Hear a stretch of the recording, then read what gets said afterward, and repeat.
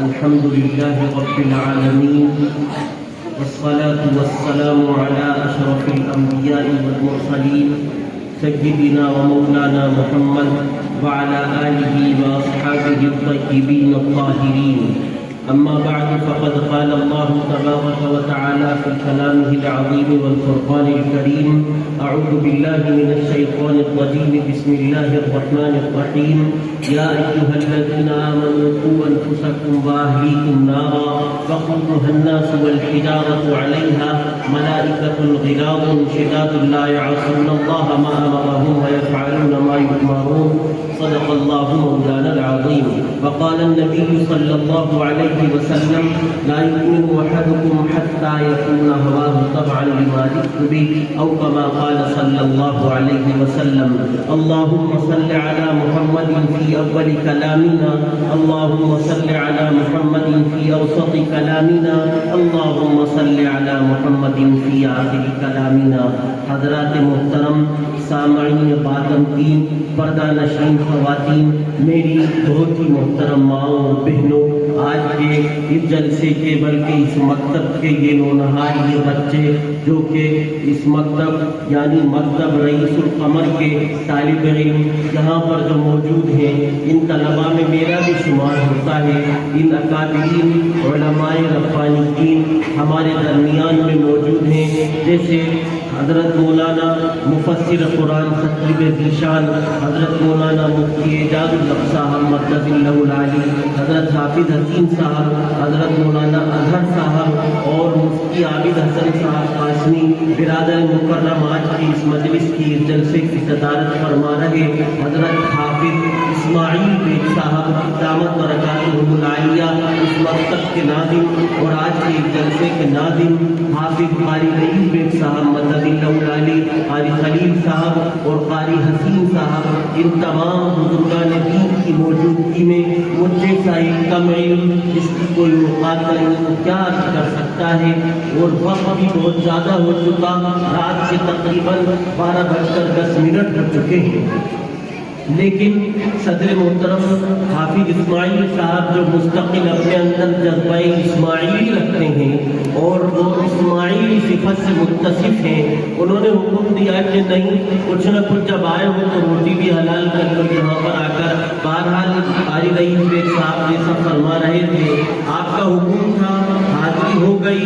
آپ حضرات یہ نہ سوچیں کہ ایک لمبا چوڑا خطبہ پڑھ لیا، آیت پڑھی اور اس کے بعد حدیث پڑھی، اسی طریقے سے ہو سکتا ہے 2-4 گھنٹے کے ہمارے لے لیں. ایسا بالکل نہیں ہے. انشاءاللہ 15-20 منٹ بھی نہیں بولوں گا، اوقات سے اپنی جگہ پر واپس جا کر بیٹھ جاؤں گا.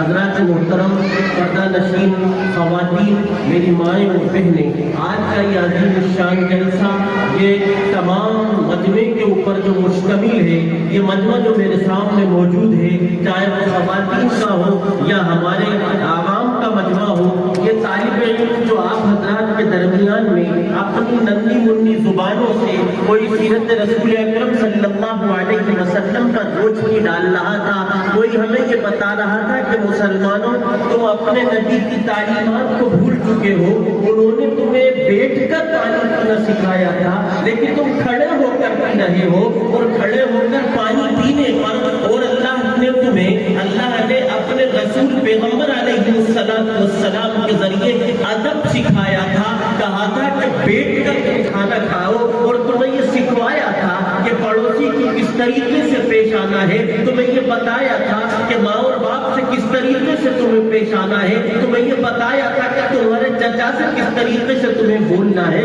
تمہیں یہ بتایا تھا کہ باپ کے دوستوں سے کس طریقے سے تمہیں سلام دعا اور مصافحہ کرنا ہے، اپنے بڑوں کا کس طریقے سے احترام کرنا ہے. تم اور میں ہم سب کچھ بھول چکے ہیں. ایک چیز ہمیں یاد ہے کہ آخر ہم سرخ روح کیوں نہیں ہو پا رہے ہیں، ہمارے ساتھ حالات کیوں پیش آ رہے ہیں.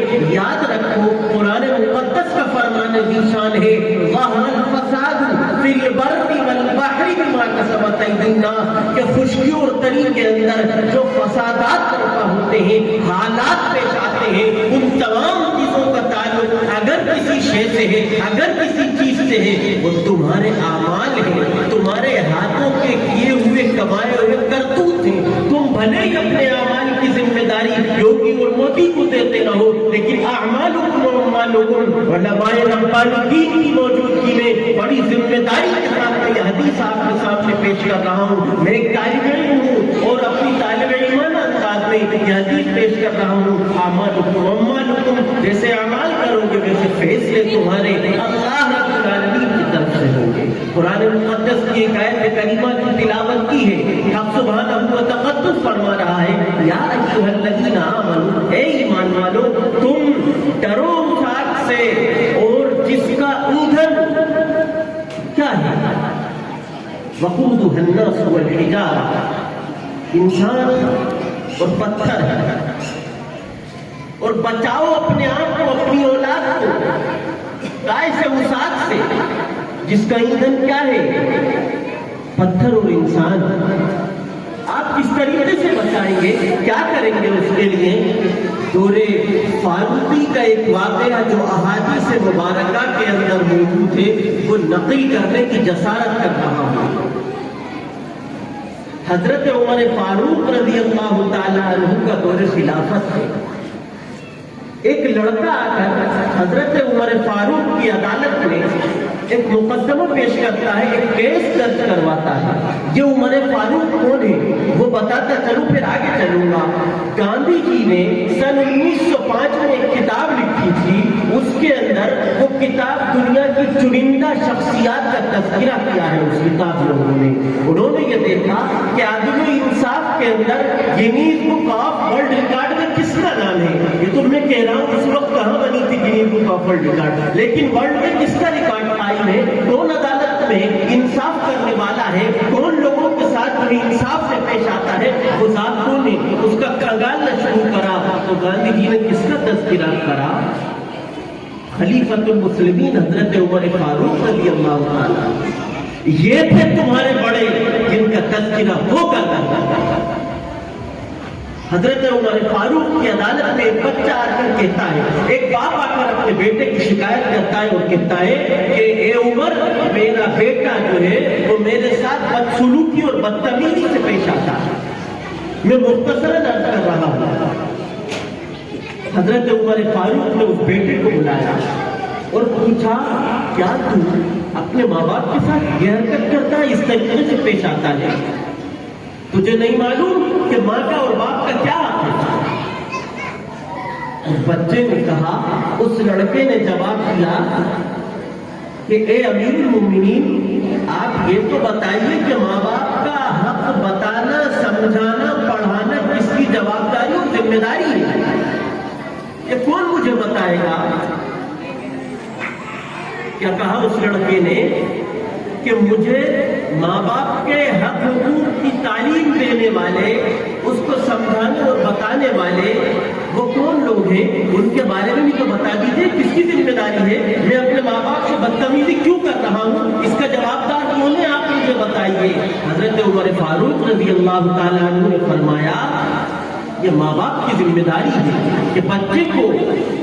اس لڑکے نے کہا کہ آپ مجھ سے کہہ رہے ہیں کہ باپ کا اور ماں کا کیا حق ہے، اس ذمہ داری کے ساتھ یہ بھی تو بتا دیجیے کہ ماں باپ پر اولاد کے بھی کچھ حقوق ہیں یا نہیں ہے.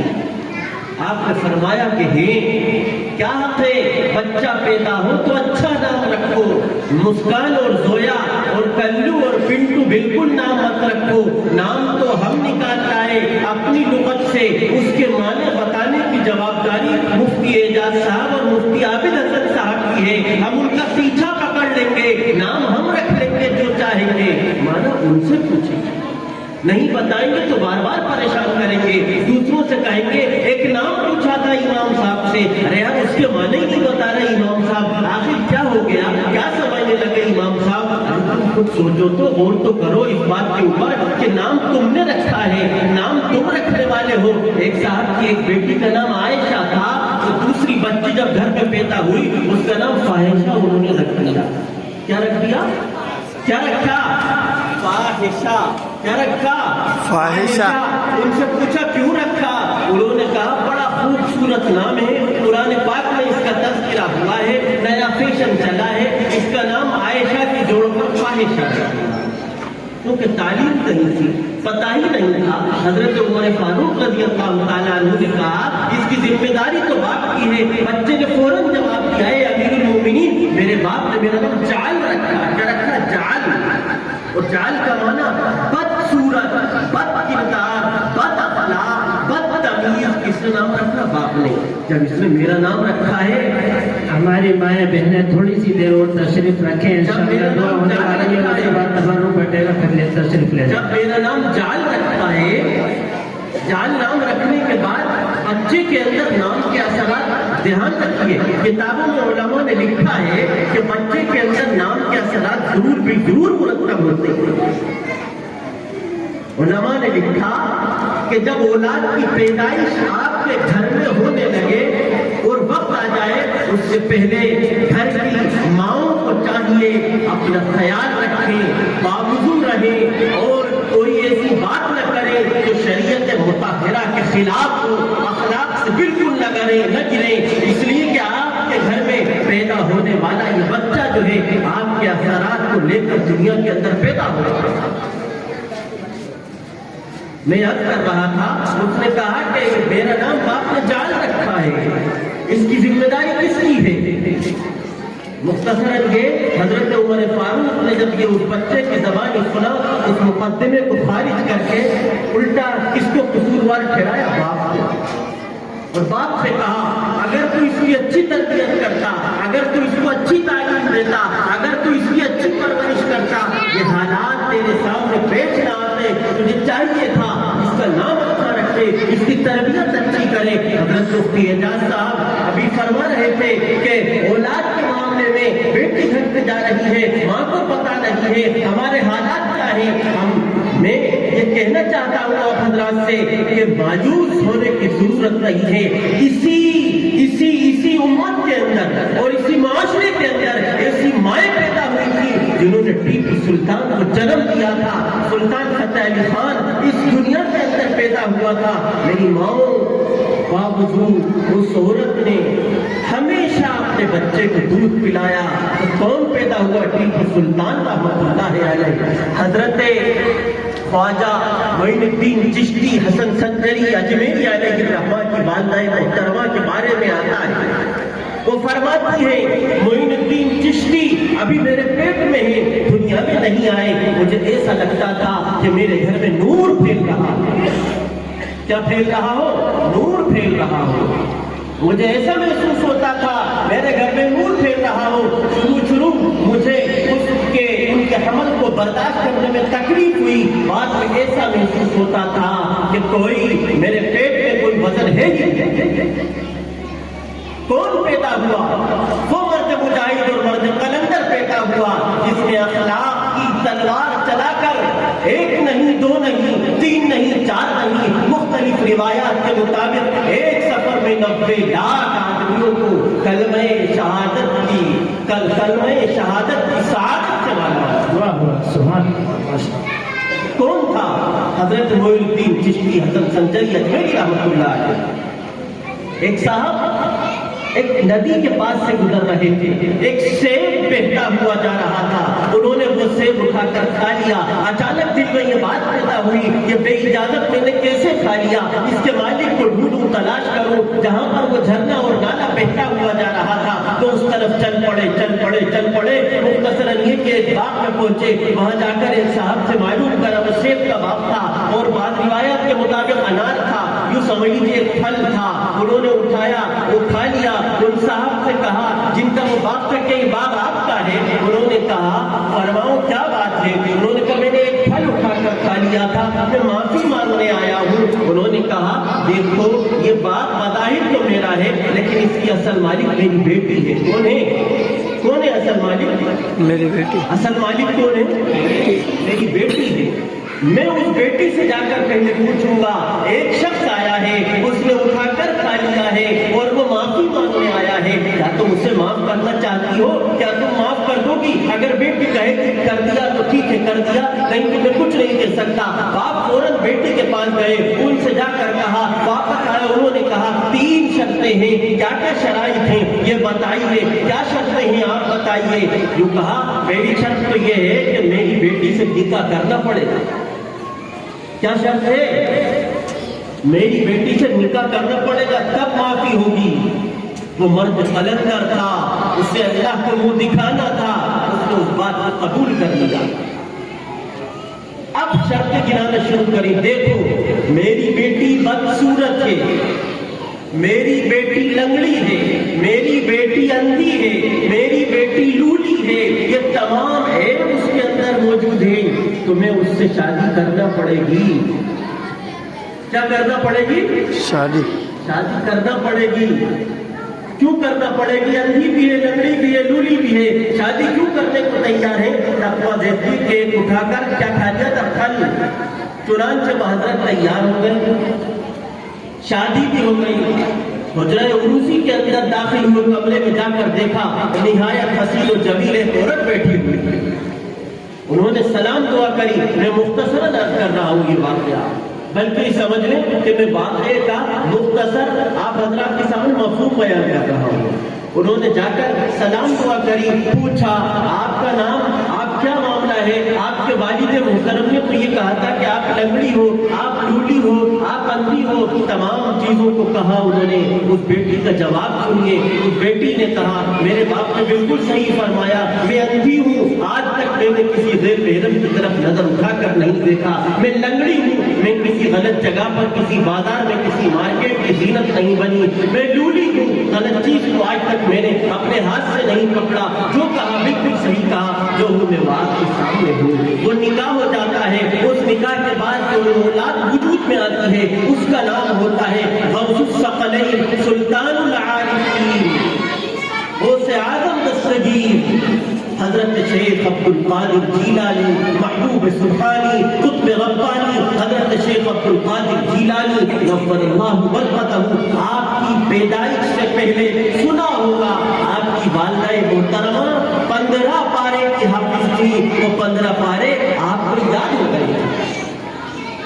یہ کون پیدا ہوا؟ شیخ عبد القادر جیلانی۔ کس کی کوکھ سے پیدا ہوئے؟ اس ماں کی کوکھ سے پیدا ہوئے۔ میں یاد کر رہا تھا، میں نے قرآن پاک کی آیت کریمہ کی تلاوت کی تھی، وہ آیت کریمہ جو ہے آپ کے اوپر، آپ کے بارے میں اللہ کہہ رہا ہے اس آگ سے ڈرو، تمہاری ذمہ داری ہے، انما اموالکم واولادکم فتنہ، تمہاری اولاد، تمہارا مال فتنہ ہے، تم اس اولاد کو، اس مال کو بچاؤ۔ کیسے بچاؤ گے؟ اولاد کی اچھی پرورش کرو، اچھی تربیت کرو۔ اللہ کے رسول صلی اللہ علیہ وسلم نے فرمایا کل قیامت کے دن اللہ رب العالمین ایک آدمی کی نیکی کو بڑھا دے گا، وہ آدمی کہے گا یہ نیکی کس لیے بڑھی، یہ نیکی کس لیے بڑھی؟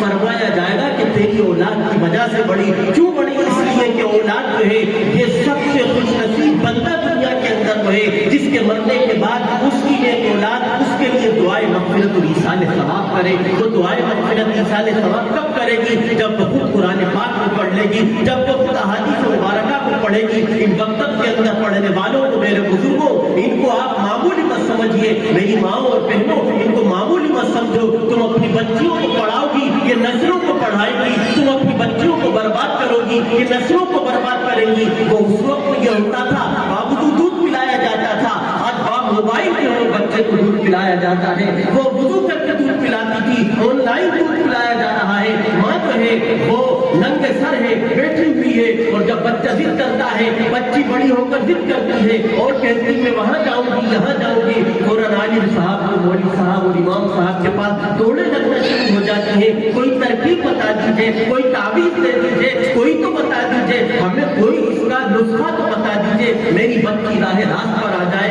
ارے کون نسخہ بتائے گا؟ تم اس کی ذمہ دار تھی، جب یہ پیدا ہوئی تھی تمہیں خود اس کے نسخے کو تجویز کرنا چاہیے تھا، اور دو عالم کے تاجدار کی تعلیمات کو خود بھی حاصل کرنا چاہیے تھا، اس کو بھی حاصل کروانا چاہیے تھا، اس کو یہ بتانا اور پڑھانا چاہیے تھا کہ بیٹا عورت جو ہے وہ گھر کی زینت ہوتی ہے، چھپا کے رکھنے کی چیز ہوتی ہے۔ اللہ کے رسول صلی اللہ علیہ وسلم کو قیامت سے پہلے اللہ نے جنت کا دیدار کرایا، دوزخ کا دیدار کرایا۔ دوزخ کے اندر جا کر دیکھتے ہیں بہت سے لوگوں کو دیکھا جاتا ہے، ملاقات ہوتی ہے، ایک جگہ پر جا کر دیکھتے ہیں عورتوں کو ان کی چوٹیوں سے پکڑ کر جہنم کے اندر لٹکایا جا رہا ہے۔ اللہ کے رسول نے فرمایا کہ یہ کون عورتیں ہیں؟ بتاؤ تو صحیح۔ جواب دیا کہ وہ عورتیں ہیں، کون عورتیں ہیں؟ یہ وہ عورتیں ہیں جو غیر محرموں کے لیے میک اپ کر کے، لپسٹک لگا کے بازاروں میں نکلا کرتی تھی، بازاروں کی زینت بنتی تھی، اونٹوں کے کوہانوں کی طرح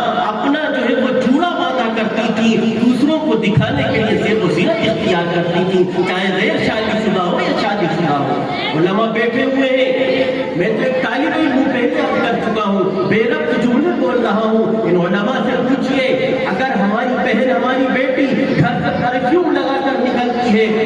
परफ्यूम की खुशबू कोई दूसरा मर्द सूंघता है वो उसके लिए नाजायज और हराम है। हमारी बहन और हमारी बेटी की पायल की झनकार को कोई दूसरा मर्द सूंघता है वो नाजायज और हराम है। अगर उसकी चूड़ी की झनकार को कोई सुनता है वो नाजायज और हराम है। और हमने इसी पर बस नहीं किया, शादी ब्याह के मौके पर बड़ी खूबसूरती के साथ हम वीडियो बनवाते हैं। उस आदमी को बुलाकर न कोई रिश्तेदार है न इसका अकरबा है, इसका मजहब भी अलग है। वो कहता है हमारी बहन से, हमारी बेटी से, हमारी माँ से और हमारी बीवियों से इस स्टाइल से फोटो खिंचवाओ, वो स्टाइल बन जाता है। दुपट्टा उठाकर खिंचवाओ, आप गैर महरम को दिखा रहे हैं। सुनो, रसूल अकरम अलैहिस्सलाम ने फरमाया जिस शख्स के यहाँ पर 2 बेटियां पैदा हो गई और उनने अच्छी तरबियत करी, अच्छी तालीम दी, अच्छी जगह शादी करी, कल क़यामत के दिन में और वो दोनों ऐसे होंगे, यूं उम्मीद करके फरमाया ऐसे होंगे।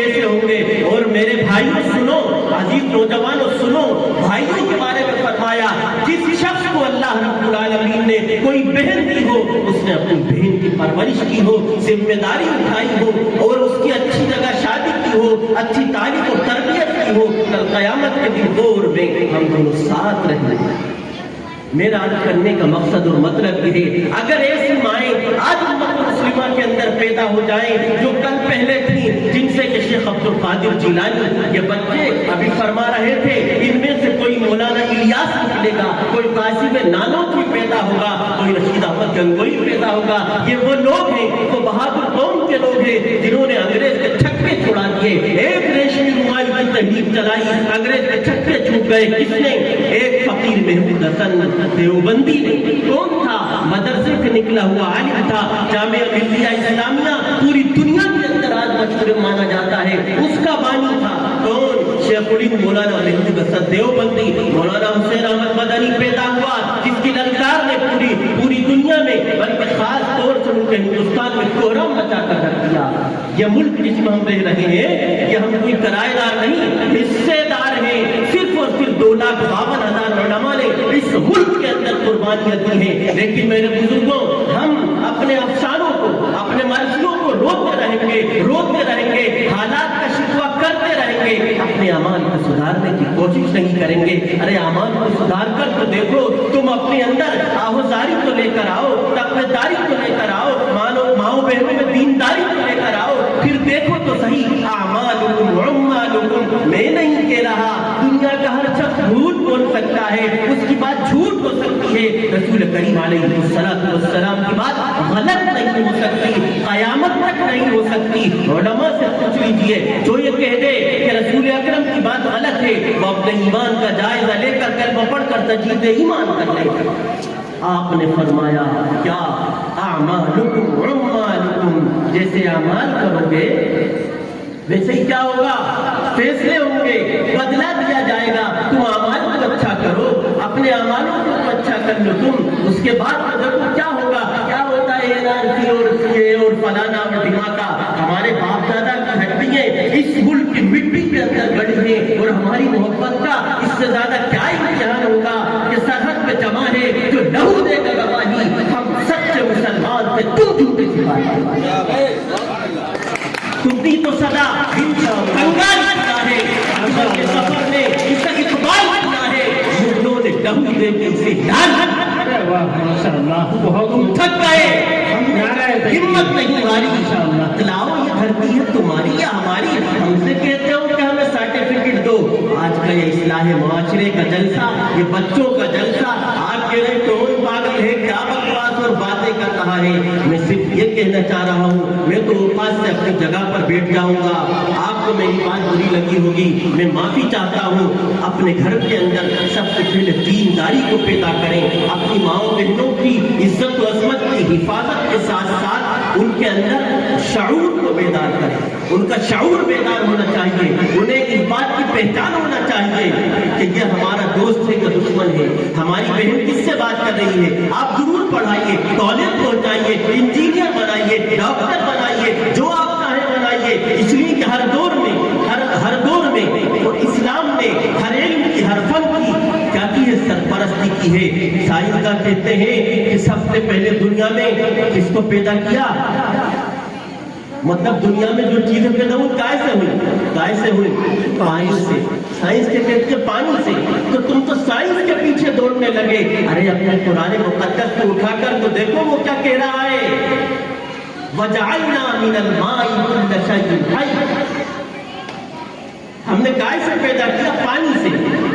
یہ لوگ دعویٰ کرتے ہیں چاند چکر لگاتا ہے, سورج چکر لگاتا ہے. کیا چکر لگاتا ہے؟ تم دیکھو کہ وہ چاند پر گئے, ستاروں پر گئے, تم نے ان کے شادیاں بجانے لگے. تم دیکھو تو صحیح, وہی اللہ جو ان کو پہنچانے پر قادر ہے, اس نے تمہارے رسول کو پہنچا کر کہا تھا سبحان الذی اسری بعبدہ لیلا من المسجد الحرام الى المسجد الاقصى. اور وہ کیا کہہ رہا ہے؟ والشمس تجری لمستقر لها ذلك تقدیر العزیز العلیم. دیکھو قرآن فیصلہ کر رہا ہے, سورج چکر لگا رہا ہے.